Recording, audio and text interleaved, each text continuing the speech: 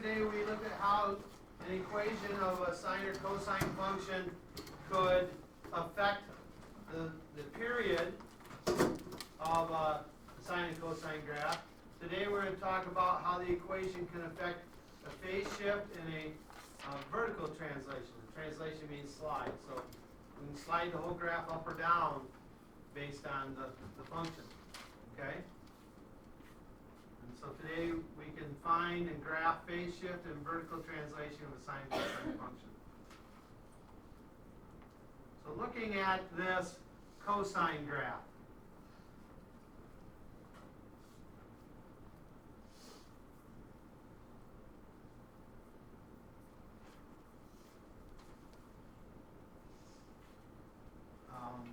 Let me pause for a second. So even though this graph looks a little strange because of the additional pi over 2 or 90 degrees I added to it, it is still just one period starting here, cycling through back to 2 pi. I guess my line's a little bit off, but that's one period. Okay? So that's the standard cosine wave. The phase shift is a horizontal translation or shift of a trig function. The horizontal translation. So that means we're going to shift this left and right.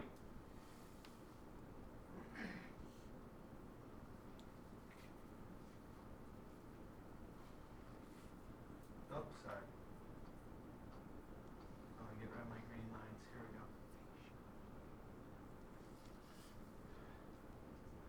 So the horizontal translation means I'm taking this and sliding it left or right. I could slide it to here. How far was my phase shift? Yeah, pi over 2, right? Pi over 2 radians, or 90 degrees. Okay? If I finish this out, if I finish that out, what does that look like now? Sine wave, doesn't it? So remember yesterday I made some comment like sine and cosine are the same and you're going to have to determine which one to use? This is where we get into that problem. This sine wave, or this cosine wave, translated pi over 2 radians to the right, turns into a sine wave.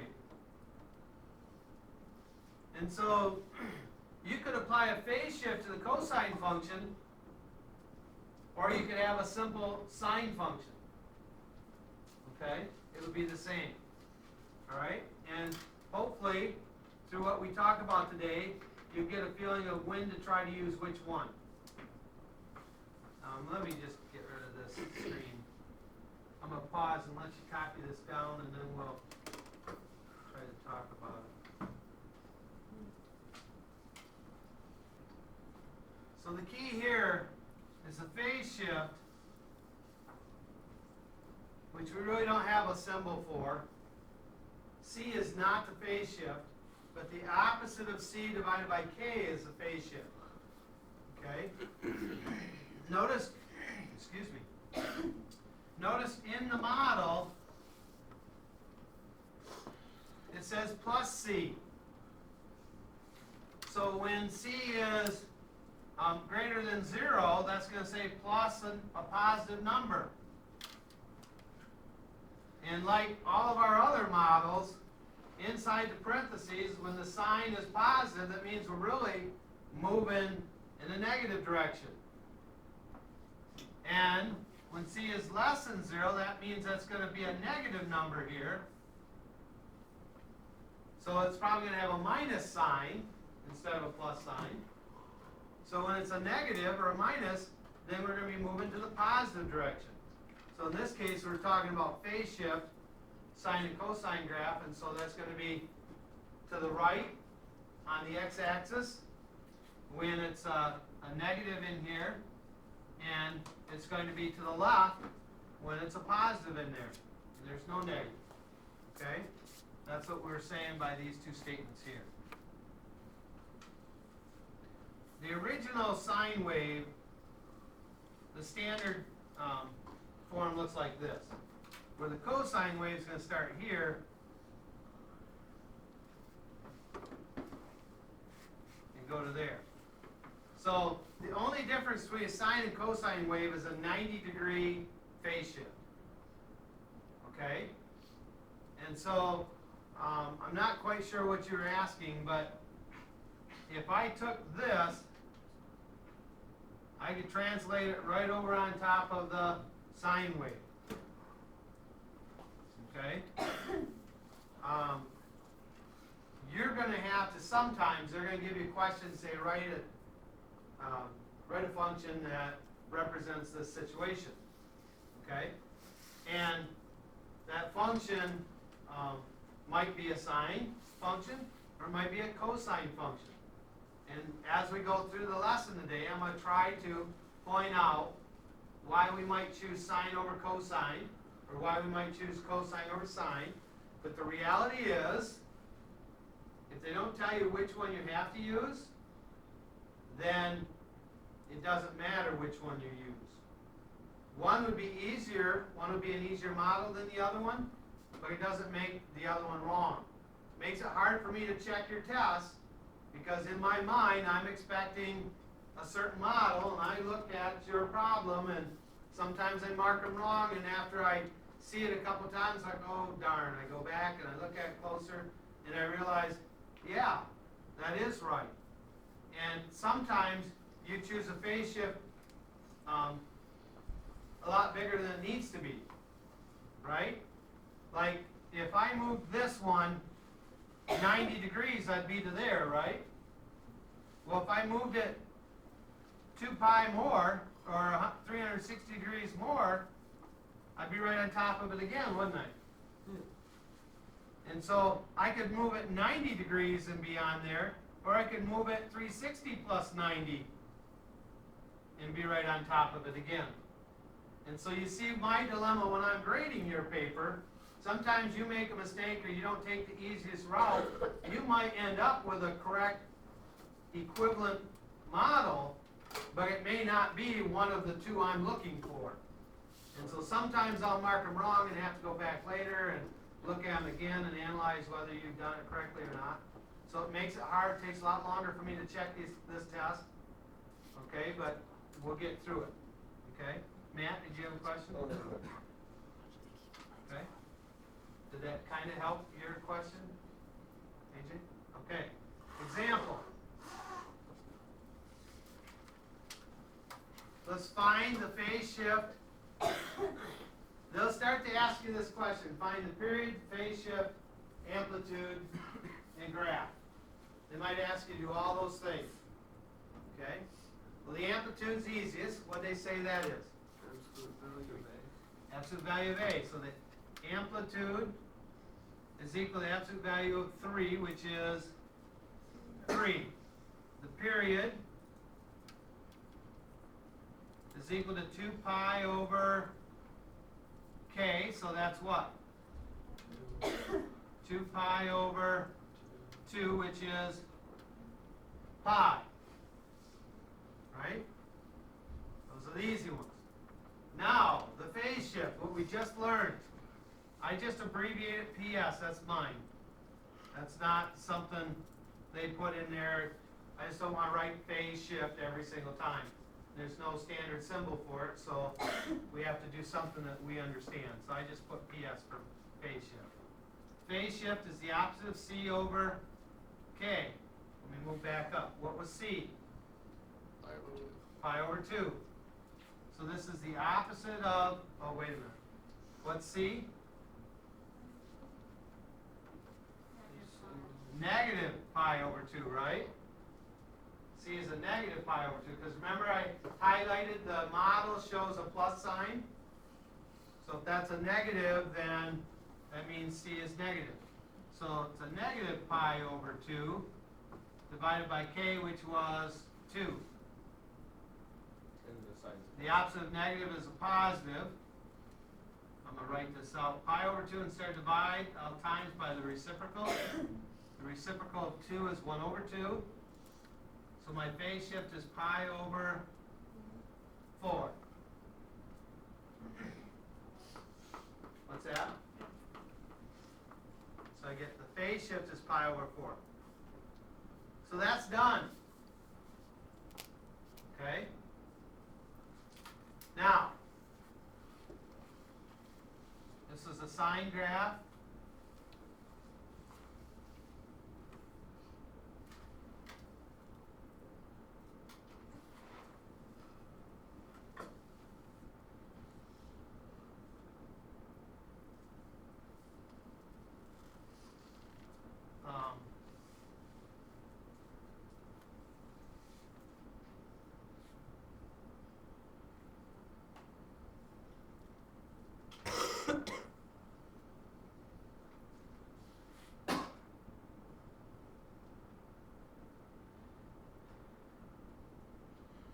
So my amplitude was 3. So this here has to be 3, and this here has to be negative 3. Okay? Now, what I'm going to do, and this is easier for me than for you, I'm going to graph this as if there's no phase shift. Okay? Then because I can then grab it with my pointer and slide it to my phase shift, I'm going to do that. So just watch for a moment, and as I do it, I'll tell you how I would really do it if I was you on paper. Okay? So the first thing I would do is I pretend there's no phase shift. I have a period of pi, right? So my 4 marks, my fourth one has to be pi. So this is going to be pi over 2. This is going to be pi over 4. This is going to be 3 pi over 4, right? 1 pi over 4, 2 pi over 4, 3 pi over 4, 4 pi over 4. That make sense? Went kind of quick, so slow me down if I lose you. Yeah. Are we going to do 4 all the time? Okay. Remember I said I'm going to be really open to what you want to do? This is what I always do. To me, there's 4 stages of this cycle. There's the high, back to the midline. Actually, in this case, it starts at the midline because it's sine. So there's the midline. It goes to the high point, back to the midline, to the low point, and back to the midline again. So from the beginning, it's going to go up, back to the middle, down, back to the middle. So it's 1, 2, 3, 4, right? High is 1, midline's 2, low is 3, midline's 4. So I really have 5 marks here, but I'm starting at the origin, right?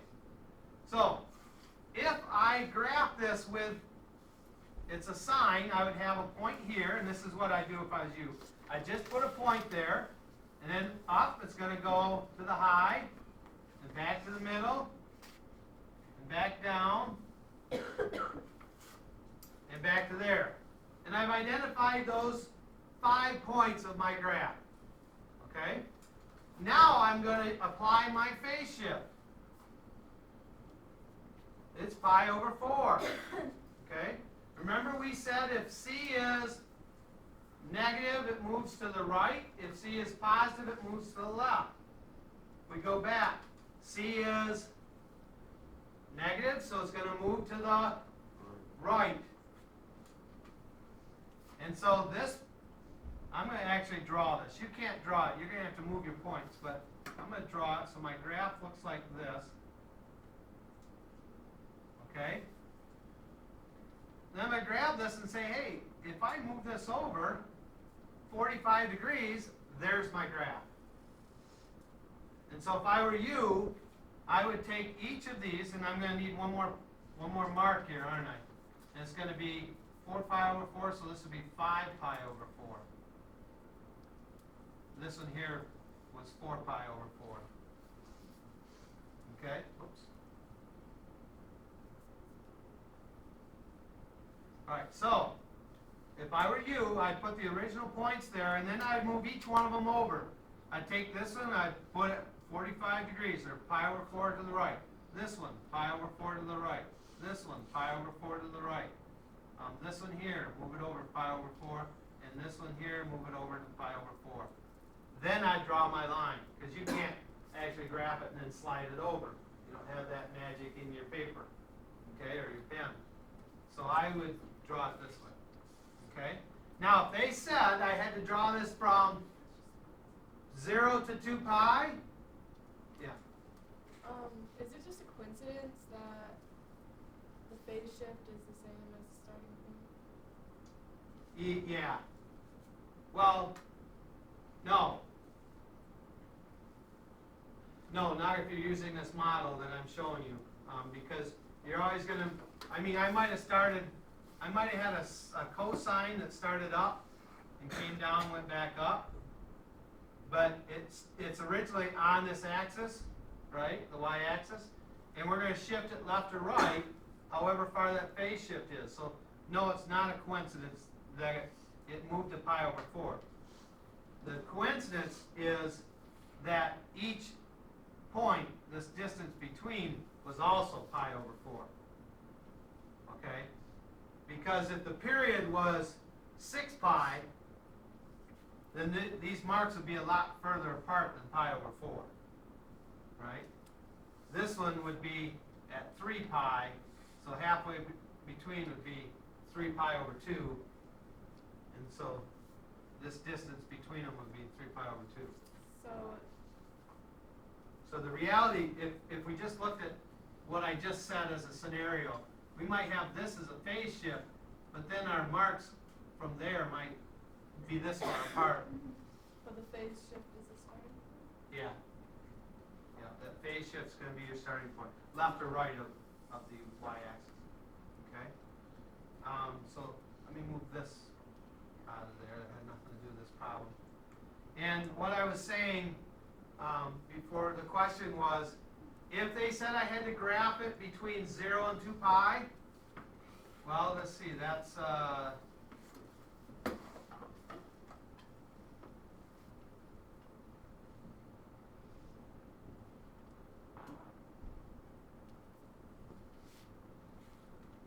5 pi over 4. On the next one, 6 pi over 4, 7 pi over 4, 8 pi over 4, 8 pi over 4. That's 2 pi, isn't it? So I'd have to graph it all the way to there and to here. So I would carry this down. I would go up. You always have to complete it. If it says to graph from one interval to another, then you're supposed to graph that entire interval, not just one period. So like that. Yeah. So if the question said graph,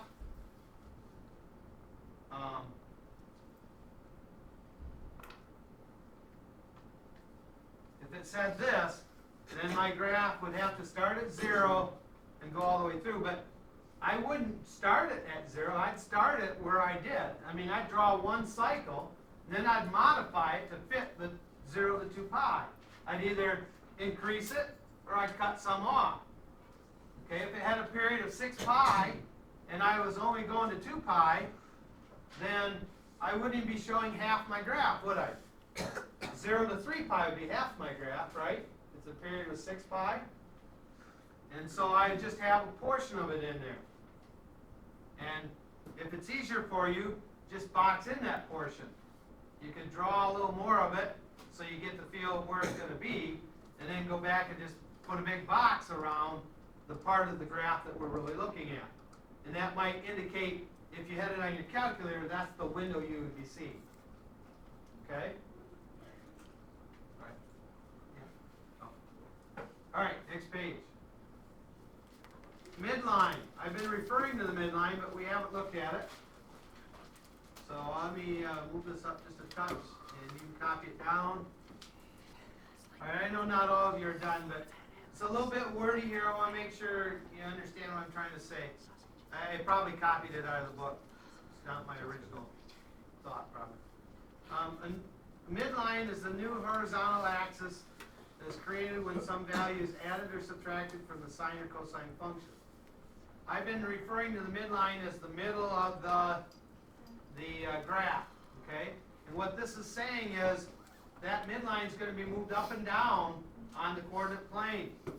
So So the midline becomes the reference line or the equilibrium point about which the graph oscillates. So it's gonna, if its amplitude is 3, it's gonna rise 3 units above the midline. It's gonna sink 3 units below the midline.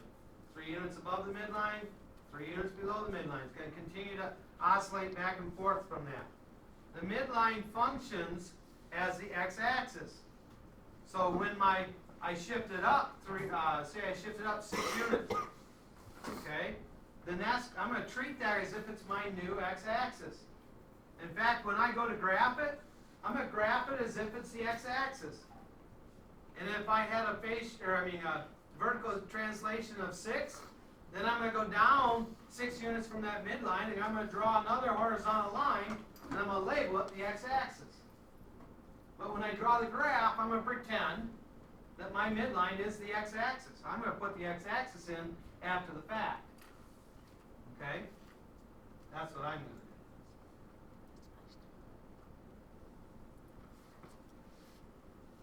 So the sine function and cosine function to add a midline is simply adding an h value at the end. If h is bigger than 0, you're going to move up. If h is less than 0, you're going to move down. So just like with all our other models, that number not in parentheses, when it's positive, we go up. When it's negative, we go down. Okay? But inside the parentheses, we go the opposite of what it says.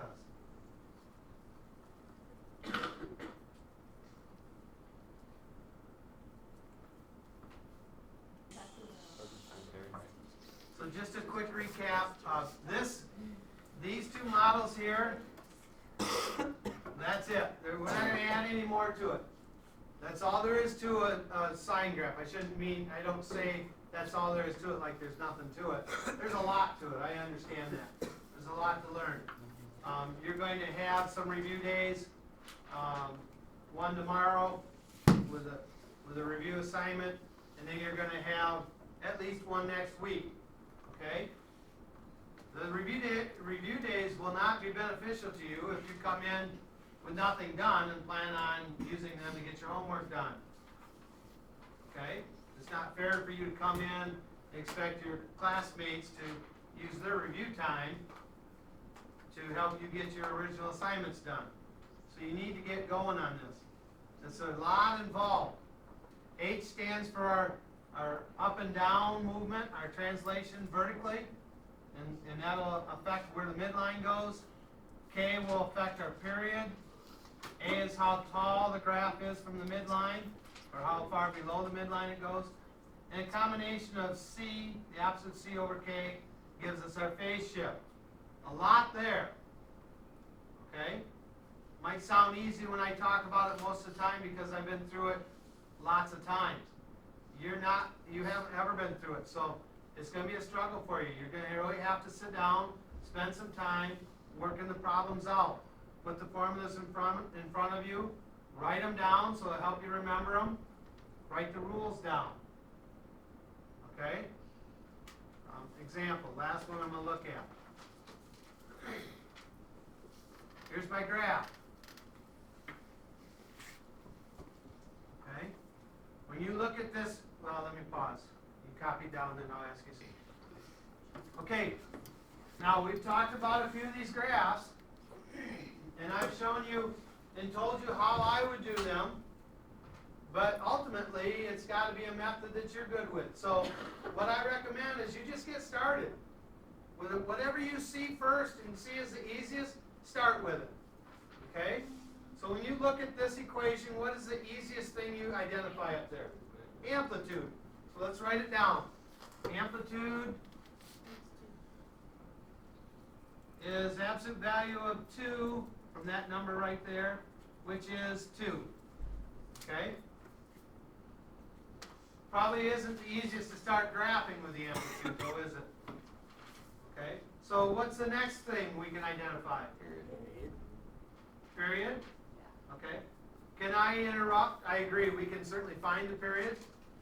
If we want to graph, if they just said graph this, we have to know the period, but the item we just talked about So the go- vertical shift might be a good place to start. So go one, up one, and then down one, and then. Okay, up one and then down one. I'm not sure what you mean by that. For the garage, The origin's -1. The axis, the x-axis, the midline, let's use that term, midline, is gonna move where? So would Down. the period be 2 times the midline, since the midline? So the midline is gonna move down 1 unit, right? So my red line, I'm gonna use my red line, is going to be my midline, right? So I guess in this case, I'm leaving the x-axis the way it is, even though I said quite often I put it in after the fact. Okay? Now I've identified where my midline is. I can talk about the amplitude now. What is it? It would be 2 units, 1 and 2 units from the midline. So it's going to be up 2 units and I'm trying to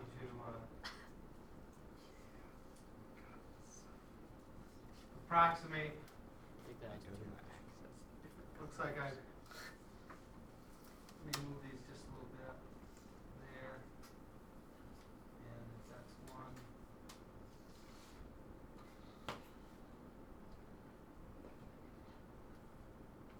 Okay, that looks a little better, doesn't it? Now we've identified where the midline is, the red one on my graph, and then my 2 dotted lines represent my high and my low. Okay? Now, someone said period. So the period is 2 pi over k. This is what I meant by writing the formula down until you know you got it. I know the formula. So if I just start slapping numbers up there all the time, half of you are going to be saying, where are you getting that from? Okay? You don't have it locked in yet. So what's my k value? 1 over 4. 1 over 4. Wait. Oh. I see it. Right? K is that number right there. In front of and underneath the theta. Okay? So it's 1/4.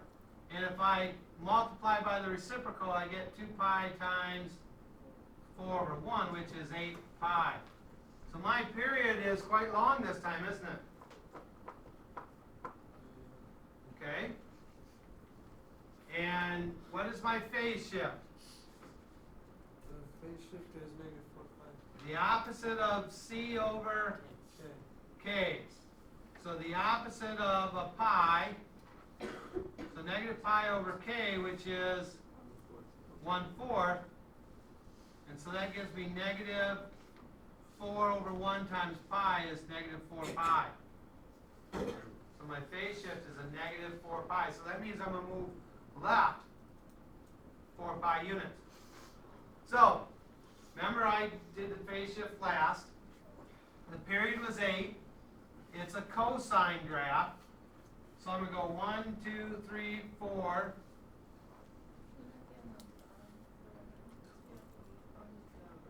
Say that again, please. Yeah, I'm just counting up here though, on my x-axis. 1, 2, 3, 4, and so this would be. Let's see, 1, 2, 3. I could go every 2 because I've got lots of room here. So I'm going to call this 1. Oops, there, darn it. Call it 1, 2, 3. There's my 4. So this would be 8 pi. So halfway would be 4 pi.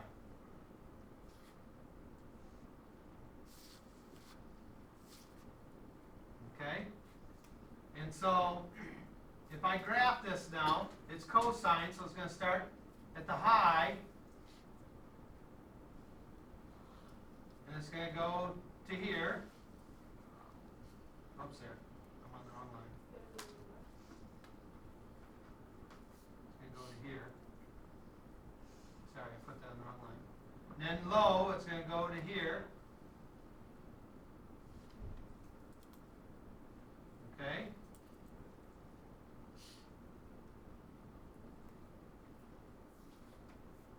And then it's gonna go back up to here, and back up to the high. Okay? It's not fair I can do this and you can't, but if I draw it now, the graph's going to look like that. And now my phase shift is negative 4 pi, so I'm going to move that. So each of my each mark is a pi, isn't it? I went by 2 pi, or 2 marks for each one, and the second one is 4 pi, so that's 2 pi, so that's 1 pi. So this is 2 pi negative and 4 pi negative. And so if I translate this now, and move it over there. So what you're going to do is take these dots. You're going to move each of these dots that you put on here 4 pi units this way.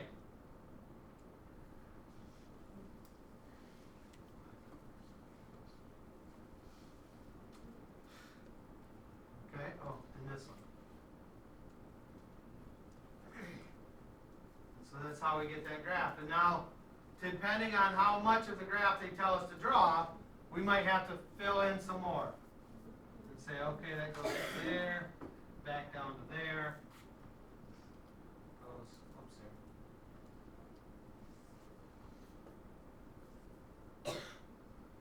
here. So my graph looks like this. Okay? Easy to get confused on it. So spend some time on it. Okay? I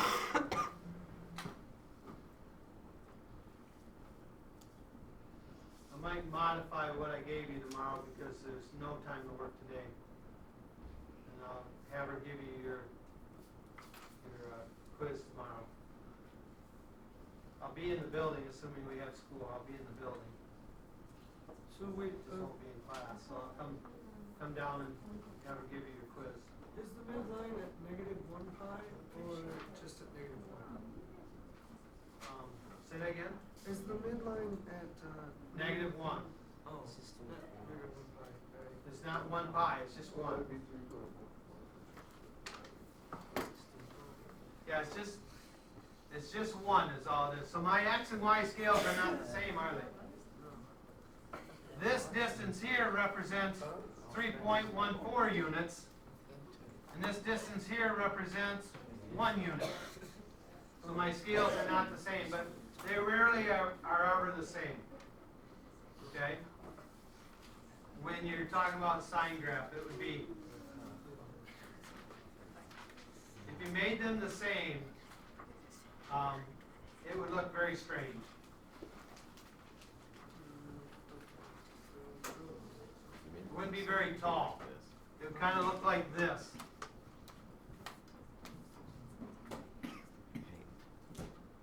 Okay?